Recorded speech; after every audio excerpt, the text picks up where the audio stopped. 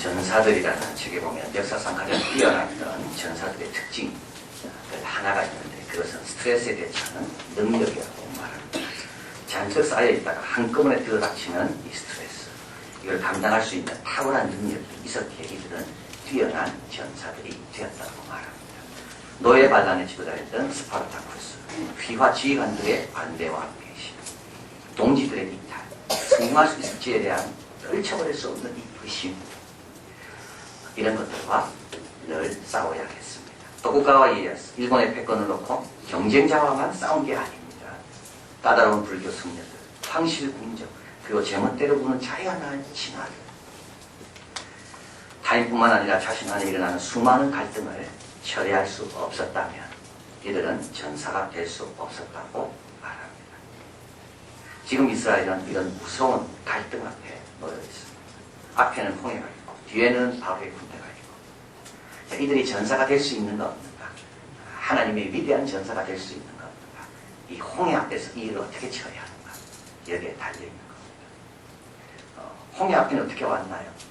하나님이 또 따라온 거죠.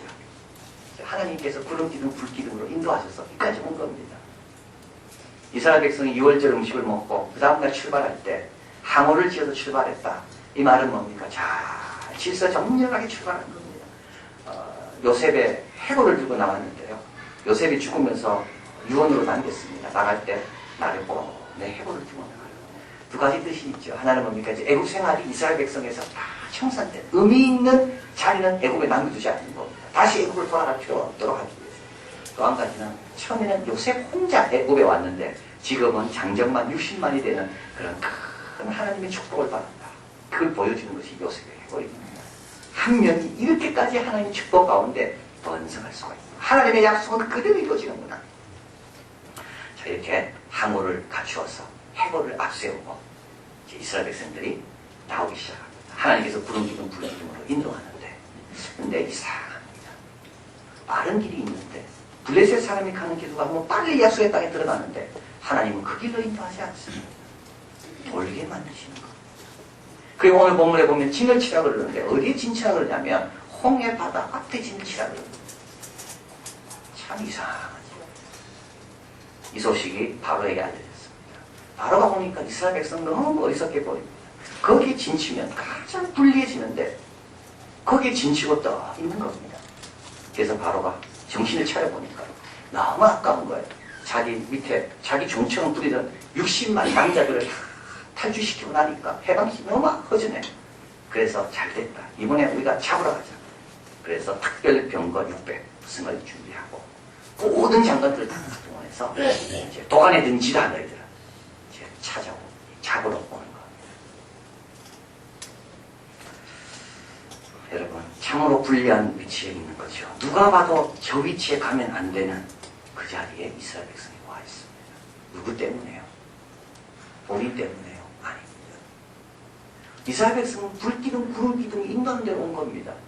하나님께 잘 순종했습니다. 순종했는데 어디 와 있습니까? 어려운 데 와 있는 겁니다. 남의 탓 아닙니다. 잘 순종했는데 예배 열심히 드리고 봉사 열심히 하고 가정 잘 지키고 직장에서 충성했는데 어려운 문제 앞에 딱 와 있는 거예요. 이거 모세 때문입니까? 아닙니다. 모세도 구름기둥 불기둥 인도하는 대로 신실하게 인도했습니다. 모세가 할멈한 적이 한 번도 없습니다. 모세는 최선을 다해 이 백성들을 인도하려고 인도했는데 어디 와 있는? 홍해 앞에 와 있는 거예요. 모세 탓도 아닙니다. 하나님 때문이죠. 여러분, 하나님께서 우리를 홍해 앞으로 인도하실 때가 있다는 겁니다. 하나님 열심히 믿은 사람도 고난 앞에 올 때가 있다는 겁니다. 이건 누구의 실수도 아니에요. 하나님께서 뜻하신 바가 있기 때문입니다. 어떤 뜻이 있을까요? 왜 하나님은 이스라엘 백성을 홍해 앞으로 보내십니까? 왜 빨리 그냥 홍해 건너지 말고 원래 블레셋 사람이 가는 그 빠른 길로 통해서 빨리 가나안으로 보내시지 왜 하나님은 홍해 앞으로 건너도록 홍해 앞에 진치게 하십니까? 그리고 오늘 본문에 보면 바로의 마음은 강팍했다고 나와 있습니다. 이 말은 바로는 정말 착했는데 하나님께서 일부러 강팍했다 그 뜻이 아닙니다. 강팍해 한 사람도 다 하나님의 뜻 가운데 있다는 것을 말합니다. 그냥 내가 속된 말로 재수없어 그 사람 만난 게 아니에요. 하나님의 뜻이 다 있는 겁니다. 그렇게 까다로운 상전을 섬기는 것도 하나님의 뜻이 다 있는 겁니다. 그렇게 가시 같은 동료가 내 옆에 있는 것도 하나님의 뜻이 있다는 겁니다. 그렇게 말 안 듣는 부하직원이 들어온 것도 그냥 우연히 된 게 아니라는 겁니다. 하나님의 뜻이 다 있다는 겁니다. 왜 하나님께서 그렇게 순종 잘하고 그렇게 좋은 지도자를 잘 따르고 있는 이스라엘 백성을 홍해 앞으로 인도합니까? 첫째는 이스라엘 백성을 새롭게 하기 위해서입니다. 이스라엘 백성은 홍해를 건너야 새로워집니다. 홍해 속에 역사하시는 하나님을 만나야지만이 그들은 새 백성이 되는 겁니다. 오늘 본문에 한번 가보면요. 이들이 이렇게 이야기합니다. 12절 같이 읽겠습니다. 우리가 애굽에서 당신에게 고한 말이 이것이 아니뇨. 이러기를 우리를 버려두라. 우리가 애굽 사람을 섬길 것이라 하지 아니하더뇨. 애굽 사람을 섬기는 것이 광야에 죽는 것보다 낫겠노라. 이들은 광야보다 애굽이 더 익숙합니다. 왜냐하면 430년 동안 살았거든요. 애굽 음식 너무 입에 맞습니다. 애굽 옷 가지는 그밖에 없습니다. 언어도 애굽 언어 쓰고 있습니다. 이들이 갑자기 이스라엘 백성이 되느냐? 그렇지 않습니다. 그래서 이들에게 뭐가 필요해요? 한번 물에 들어갔다 나오는 게 필요한 겁니다. 한번 하나님께서 홍해바다를 가르는 그 하나님의 그 위대한 업적을 한번 봐야지만 이들이 와, 애국과 비교할 수 없는 우리 하나님이 이런 분이구나를 발견하게 되는 겁니다. 이들이 어떻게 변하는지 아십니까? 뒤로 넘어가겠습니다. 15장에 가보겠습니다. 15장 2절 같이 있습니다. 여호와는 나의 힘이여 노래시며 나의 구원이시로다. 그는 나의 하나님이시니 내가 그를 찬송할 것이요 내 아비의 하나님이시니 내가 그를 높이리라. 그 사이에 뭐가 있었죠? 홍해가 있었습니다. 홍해가 이들을 이렇게 바꿔놓은 겁니다. 고난과 역경이 우리를 바꿔놓는 겁니다. 그런데 우리는 고난과 역경 앞에 두려워합니다. 그죠? 이걸 내 다치는 거 아닌가. 여러분, 그 사드락 메삭 아벳노가 풀무불에 던져지잖아요. 머리털 하나도 타지 않은 걸로 되어 있습니다. 다니엘이 사자들에 던져지잖아요. 사자가 다니엘을 물리지 않았습니다. 그래서 하나님 두려워하지 마라. 홍해 건너지만 애국 사람 집 쫓아오지만 바로가 강박하지만 절대 너희를 못 건드린다. 내 의도는 너희 속 사람이 변하는 데 있기 때문에 아무 두려워하지 마라. 참 놀라운 말씀이죠. 우리 하나님은 우리가 다치길 원치 않으세요. 단지 우리 속 사람이 변화되길 원하십니다. 그래서 하나님께서 우리를 어디로 보내요? 사자굴 속으로 넣는 겁니다. 우리를 풀무불 속으로 넣는 겁니다. 우리를 홍해 안에 넣는 겁니다. 여러분, 그 앞에서 두려워하지 마십시오. 내가 어떻게 될까? 이미 구원받았는데 내가 죽어도 상관없잖아요. 이미 6월절 음식을 먹고 내가 구원받았는데 내가 죽어도 무슨 상관이 있습니까? 이미 새 생명 얻고 이미 하나님 자녀가 됐는데.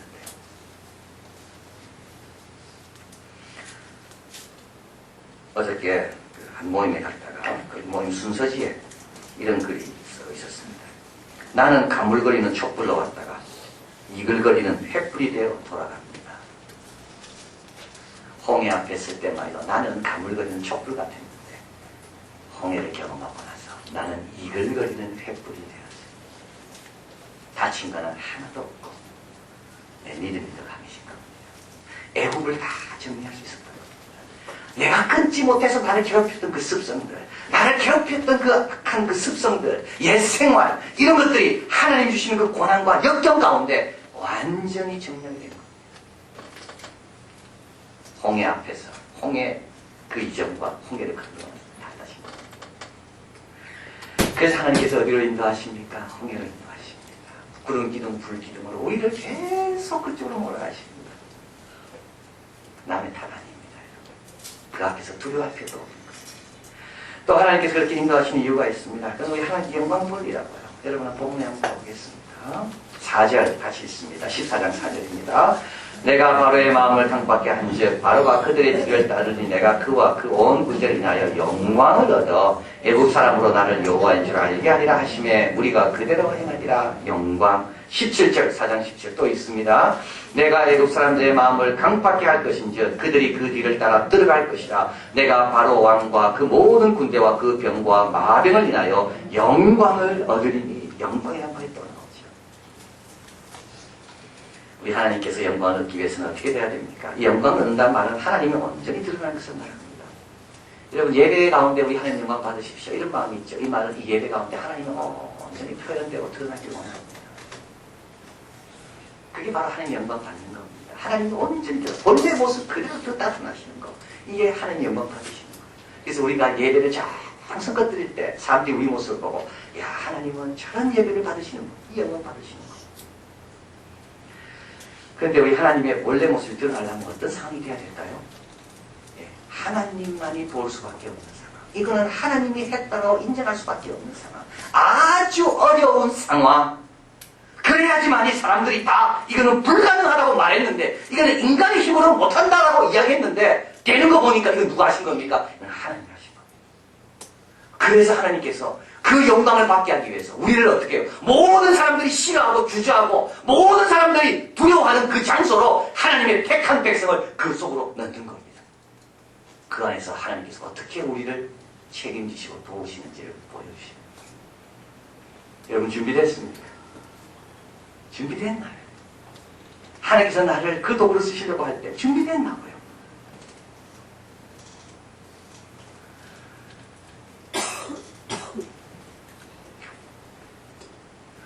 갈릴리 어부 출신이 설교할 때 5,000명이 회개받는 걸 보면서 이건 누가 한 겁니까? 하나님 하신 거. 사도 바울이 되기 전에 사울처럼 그렇게 유대교에 열심히 있던 사람이 그렇게 기독교를 잔인하게 핍박하는 사람이 하나님을 증거하고 예수님을 증거하는 종이 그건 누가 한 겁니까? 하나님이 한 겁니다.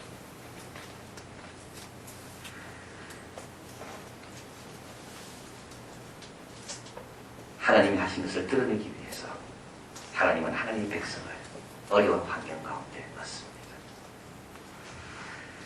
여러분 그럴 때 참 이렇게 말할 수 있었으면 너무 좋겠습니다. 하나님 내가 여기 있습니다. 나를 산재물로 바칩니다. 하나님 영광 드러난다면 내가 이런 고통을 당해도 나는 괜찮습니다. 우리 하나님 높임 받는다면 내가 이렇게 낮은 데서 출발해도 나는 괜찮습니다. 하나님 그런 삶을 찾고 계시는 거예요. 우리 예수님이죠. 하나님의 부활의 권세가 있다는 걸 보여주고 싶습니까? 나 죽어도 괜찮습니다. 십자가에 달리는 거.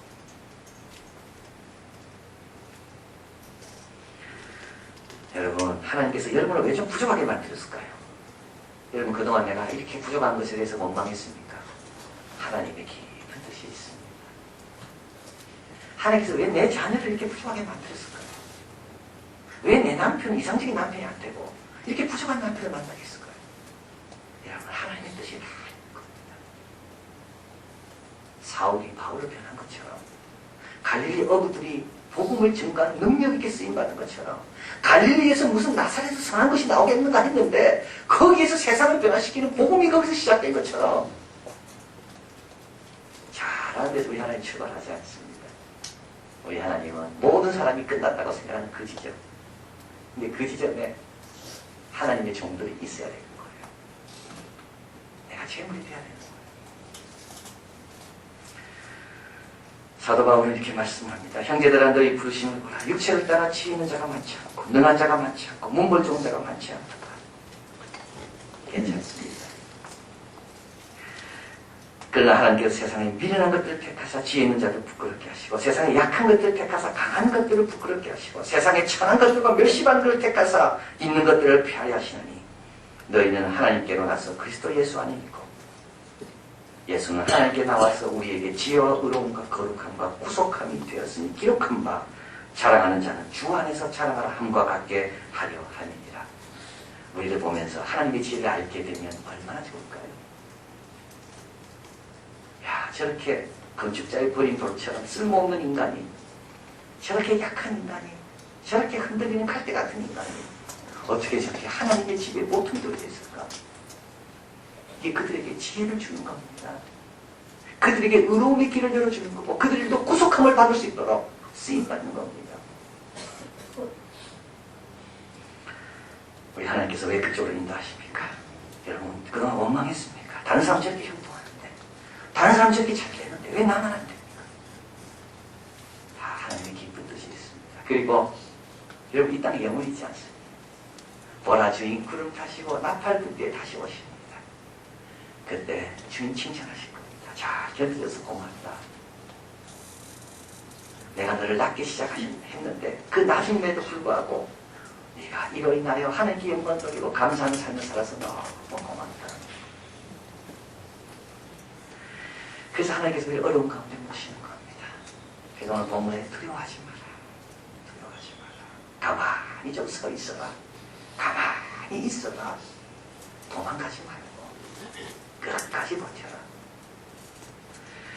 마지막으로 하나님께서 우리를 그 길로 인도하시는 또 홍해 앞에 인도하시는 길이 또 있습니다. 그거는 우리 하나님만 의지하라는 말입니다. 여러분 오늘 본문에 가보면요 600병거를 가지고 옵니다. 7절에 특별병거 600성 애굽의 모든 병거 장관들이 다 거느리고 나옵니다.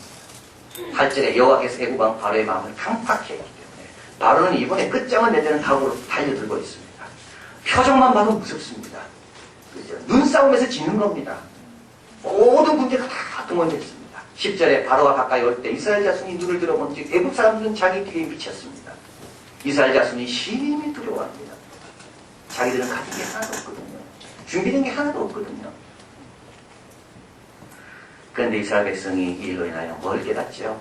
여호와는 나의 힘이요 노래며 나의 구원이요 3절 15장 3절 여호와는 용사시니 여호와는 그 이름이시오라. 4절에 그가 바로와 병거와 그 군대를 바다에 던지시니 그 택한 장관이 홍해에 잠겼고 큰 물이 그들을 덮으니 그들이 돌처럼 깊음에 내려더라. 6절 같이 있습니다. 여호와여 주의 오른손이 권능으로 영광을 나타내시나이다. 여호와여 주의 오른손이 원수를 부시나이다. 여러분 여호와의 오른손만 있으면 돼요.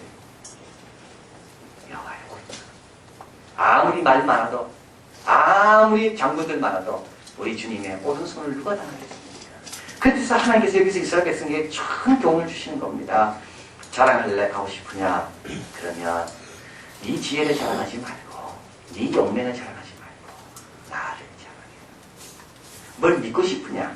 그러면 세상 명예, 직장, 물질 믿지 말고 나를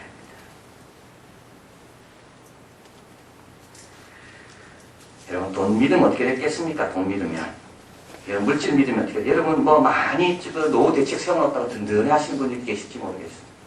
나는 은퇴도 아무 걱정 없어요. 나는 좋은 보험 들어놨고 좋은 연금 들어놨고 노후를 위해서 나는 집도 다 있고 나는 굉장해. 여러분 그런 분들 조심해야 됩니다. 왜요? 하나님 의지하는 마음이 없으시기 때문에. 피터 싱어라는 프린스턴 대학의 그 윤리철학 교수가 있습니다. 이분은 인간은 왜 도덕을 행하는가? 그래서 유명한 책을 써서 이기심 때문이라는 거죠. 자기 만족을 위해 도덕을 행한다. 그 책을 쓰는데 최근에 그분이 신문에 돈에 대해서 기고하는 것을 제가 읽었습니다. 그래서 돈은 보통 우리는 중립적으로 이야기하는데 그렇지 않다는 거예요.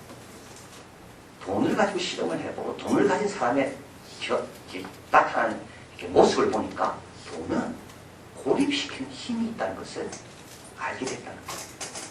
돈이 있으면 사회성이 떨어진다. 돈이 있으면 남에게 부탁하는 것을 굉장히 힘들어합니다. 돈이 있으면 남이 부탁 오는 것도 제대로 안 들어준다.